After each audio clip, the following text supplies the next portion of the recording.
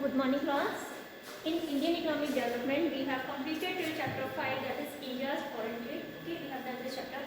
Now we are starting our new chapter, that is chapter 6, economic reforms since 1991, and you can say new economic policy. Okay, that is NEP. So economic reforms, what is the meaning of economic reforms?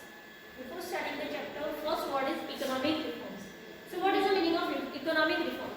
Reforms means re plus form. Reforms made from two words ना, re plus forms. That is दोबारा से जिसको बनाना. Okay.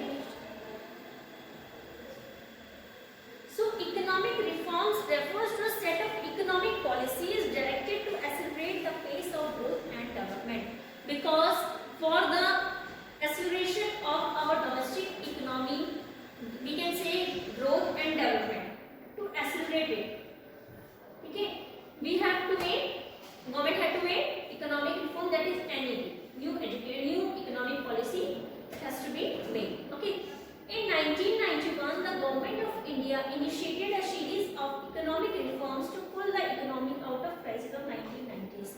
पहले जो हमारी economic reforms थे, हम जो economic study करते हैं, वो 1950 से 1990 तक करें. Now 1991 till now. Okay. तो जो इकोनॉमी की जो हम स्टडी करते हैं तो उसको अलग अलग पार्ट्स में स्टडी करेंगे. फर्स्ट 1940 से 1990. तो 1990 तक कुछ ऐसे क्राइसिस हुए हमारी इकोनॉमी में कि कुछ उससे हमारी जो जीडीपी थी वो डाउन रही. ठीक है. So for our economy growth and development, new education policy, new economic policy has launched by the government. Government announced NEP in 1991. Okay. So what are the broad components of NEP? देखो जो NEP है, NEP के broad components हैं. In short form we can learn it as LPG. Okay. LPG. These are the components of what? Components of new economic policy. NEP. LPG. L means liberalization. Second one is privatization. And third one is globalization. Is it clear? Third one is globalization. So this is LPG. These are the main components of NEP. Okay, new economic policy. ठीक है. तो ठीक है, हमने देखा कि new economic policy है. ठीक है, इसके components. What is the need of, क्यों गवर्नमेंट को जरूरत लगी कि भाई मेरे को new education, new economic policy बनानी है? क्यों अनाउंस करें, क्या जरूरत पड़ी उसे NEP की? So now we are moving to the significance of NEP. That is what is the need of NEP. Okay. So see, high fiscal deficit. Fiscal deficit high था. नीड क्या है? फर्स्ट है हमारी high fiscal deficit. Okay. High fiscal deficit. Fiscal deficit. Deficit means when expenditure is more than its revenue. Okay. Then it is called deficit. Deficit means कमी होना. Okay. So high fiscal deficit था, that's why economic new NEP is required. So fiscal deficit refers to borrowings by the government on account of the excess of its expenditure over revenue. मतलब जो government है, fiscal means related with government. As you know that two policies are there, monetary policy and fiscal policy. Fiscal policy is regulated by the government. So here is fiscal word is coming. So that's why it is under the government. Okay. So जब borrowings हमारी government की बहुत ज़्यादा हो गई थी, उससे क्या हुआ? Expenditure ज़्यादा था लेकिन revenue कम था. ठीक है. Revenue is more excess than the expenditure is more than revenue. Okay. So high fiscal deficit is bad because it indicates poor financial health of the economy. High fiscal deficit का इसका मतलब क्यों था ये? क्योंकि इससे क्या था कि इंडिकेट्स कराए थे कि हमारी जो इकोनॉमी है उसका फाइनेंशियल स्टेटस बहुत कम है.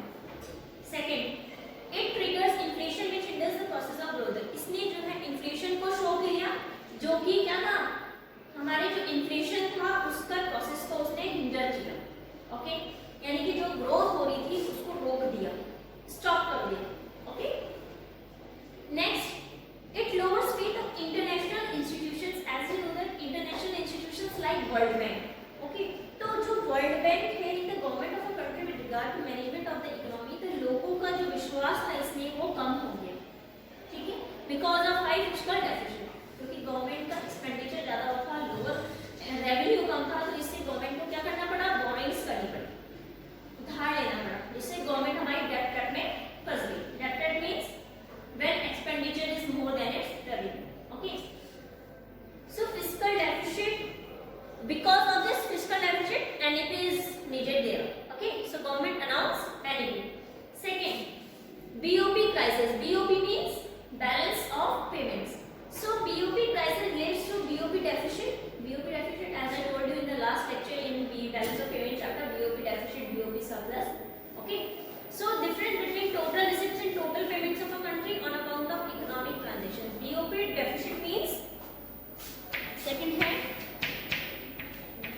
BOP crisis. BOP crisis means BOP deficit. See, deficit means when total expenditure is more than total revenue.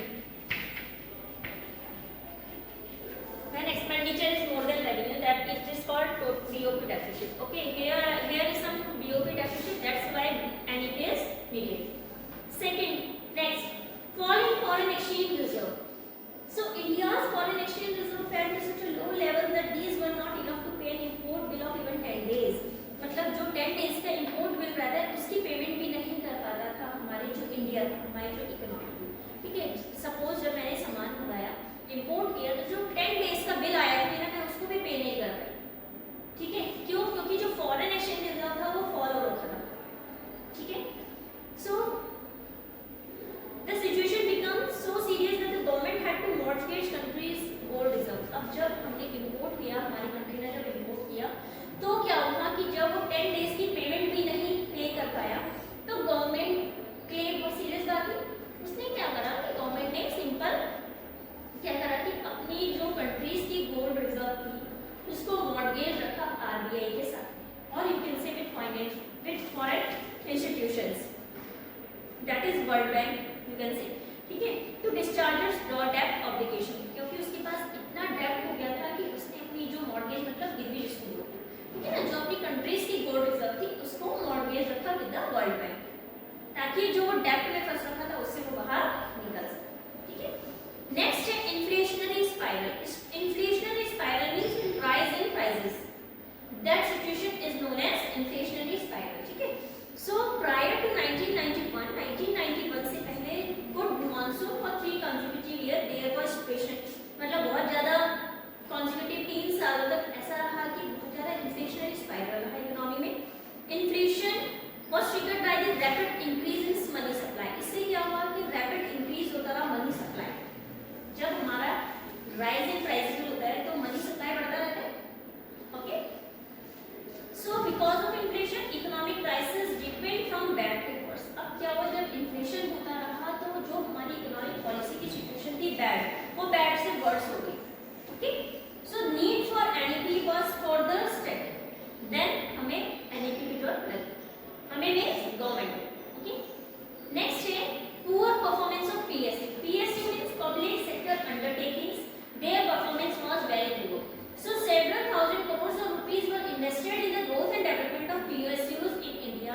आपको पता है कि जो हमारे इंडिया है, इंडिया में पब्लिक सेक्टर अंडरटेकिंग्स में बहुत करोड़ों रुपए लगाए जाते हैं, ठीक है, but most of this turn out be breeding centres of corruption. लेकिन कुछ टाइम बाद वो करप्शन के अंडर में मान जाते हैं कि करप्शन हो रहा है, वहाँ पे इनफैक्ट ह्यूज लॉसेस से बहुत ज्यादा ह्यूज लॉसेस होते रहते हैं।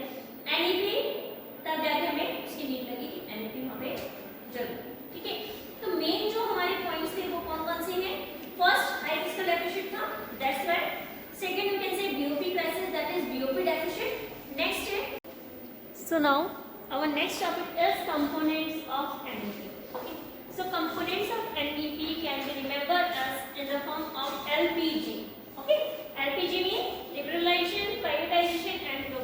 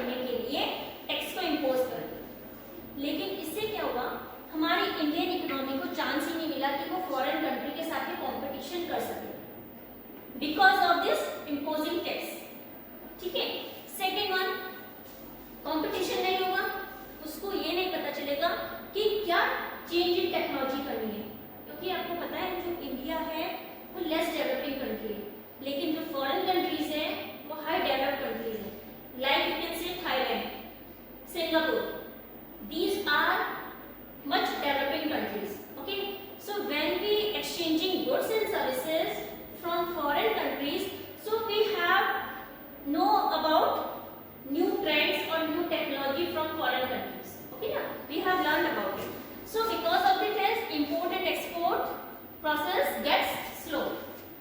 Okay, and tax imposed by the government because government wants to protect our Indian economy from the foreign countries.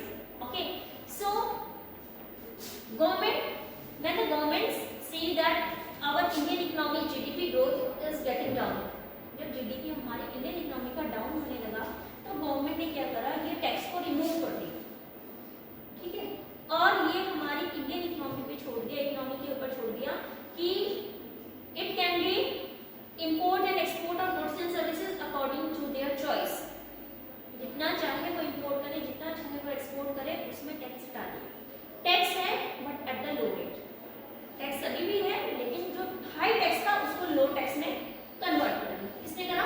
Government. अब इससे क्या हुआ? टैक्स रिमूव हुआ यहाँ से, टैक्स रिमूव हुआ, इसी को ही बोलते हैं liberalisation.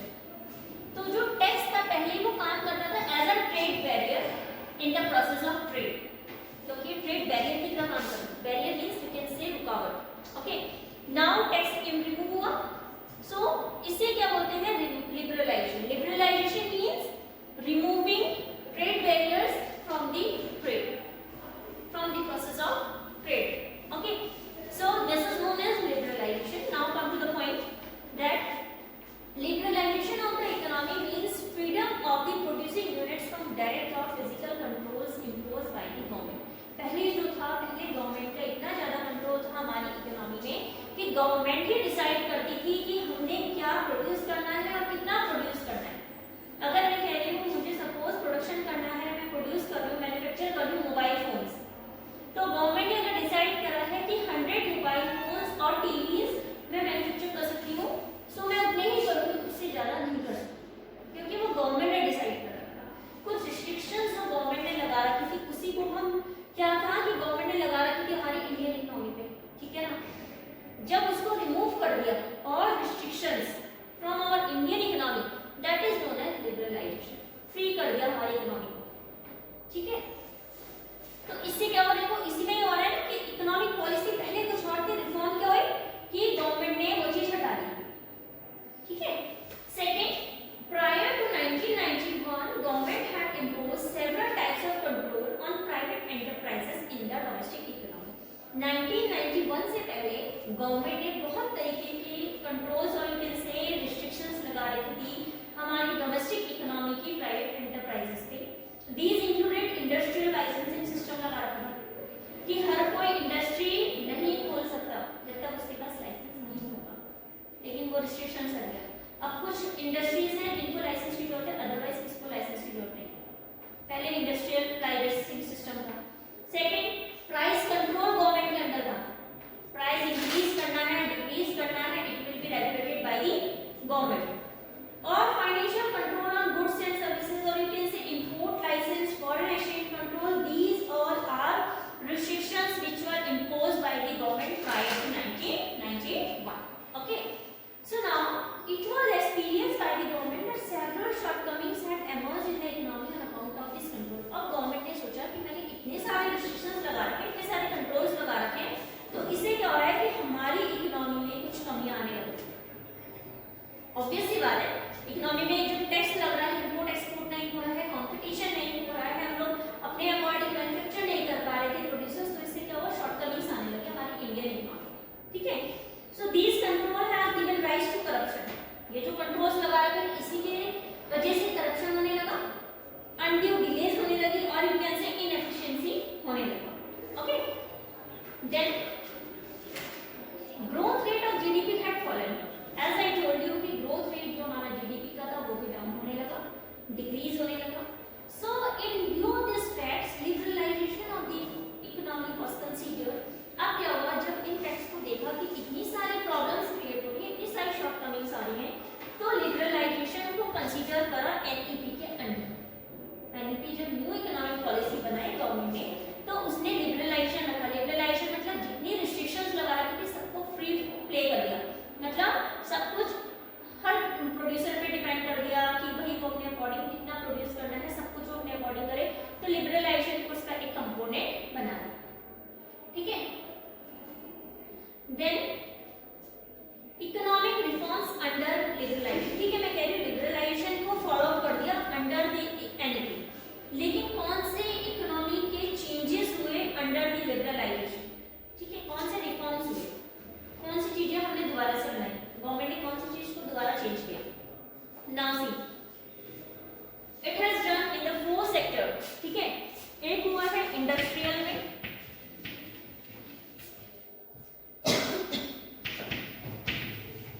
industrial sector reforms. Second one is financial sector reforms. Financial sector reforms. Third one is fiscal reforms.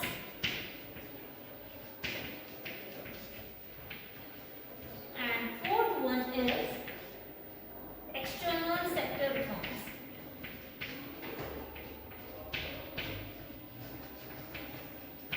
It means under liberalization, government reforms some changes in following sectors. Okay, दोबारा से reform करी जो economic policy, दोबारा से उसको reform करा. So first we are going to the industrial sector. Industrial sector में economic policy का क्या रोल प्ले हुआ जब लिबरलाइजेशन के under. Okay, now see liberalisation under the industrial sector. Okay, first क्या हुआ कि एबॉलिशन हुआ इंडस्ट्रियल लाइसेंसिंग का. एज आई टोल्ड यू 1991 जुलाई में क्या हुआ कि एनईपी अनाउंस हुई. Okay, so in July 1991 new industrial policy was announced. It abolished the requirement of licensing except for the following 5 industries.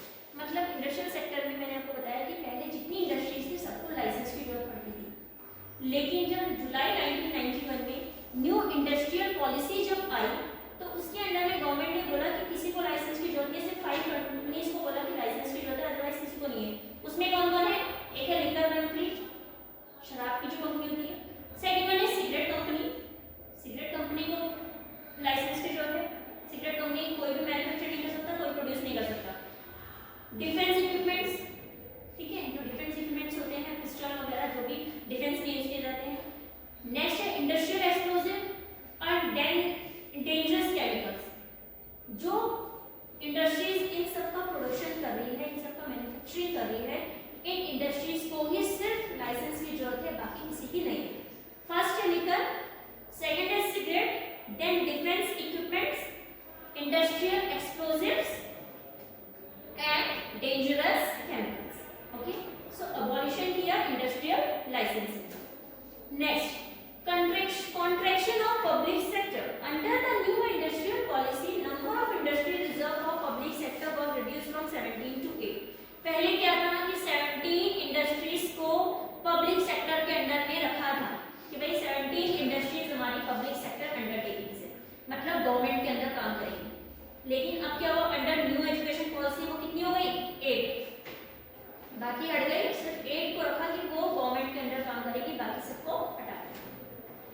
Okay, then dereservation of production areas. Many production areas which earlier were reserved for SS